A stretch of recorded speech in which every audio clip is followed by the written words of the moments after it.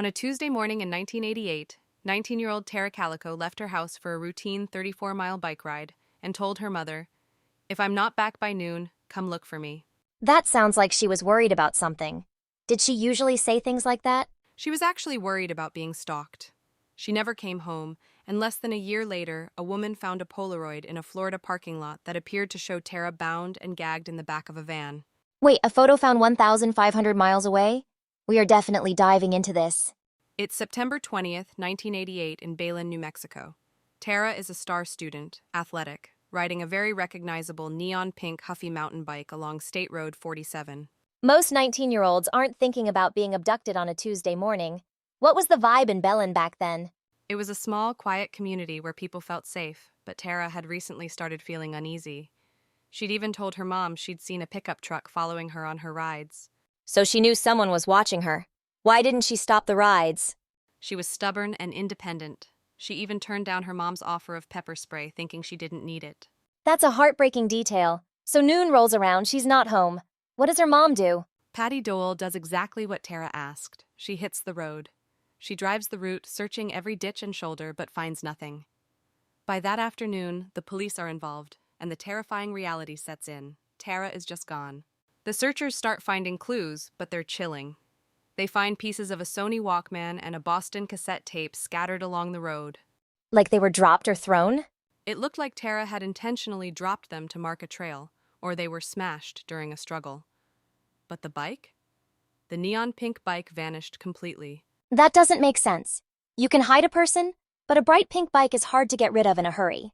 Exactly. For months, the case goes cold. Then, in June 1989, a woman in Port St. Joe, Florida, pulls into a convenience store parking lot and sees a Polaroid lying on the asphalt.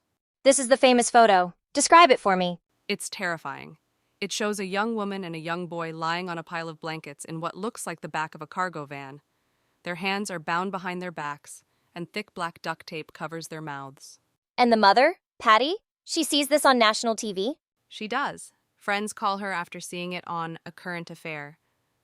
Patty looks at the girl's eyes, the way she's squinting, and she is certain. She even identifies a specific scar on the girl's leg that matches one Tara got in a childhood car accident. Okay, so the photo is the smoking gun. Case closed, right? Not even close. This is where the story splits into 1,000 pieces. The FBI looks at the photo and says it's inconclusive. Los Alamos National Laboratory says it's not her. But then Scotland Yard weighs in and says it is her. Scotland Yard? Why are the British involved in a New Mexico missing persons case? The family was desperate and reached out to anyone who would listen. But while the experts were arguing, the trail went cold again. The boy in the photo was never identified either, though for a while people thought it was a missing kid named Michael Henley. Was it? No, Michael's body was found a year later in the mountains near where he disappeared. He died of exposure. So if that's not Michael in the photo, who is it? And if that's not Tara, who is that girl? It's a double mystery. Did the police ever find the van? Never. They checked every white Toyota cargo van in the region, because that's what the interior looked like, but found nothing. Decades pass. In 2018, things get explosive again. The local sheriff in Valencia County announces that she believes she knows who did it. Finally! Was it the guy in the truck?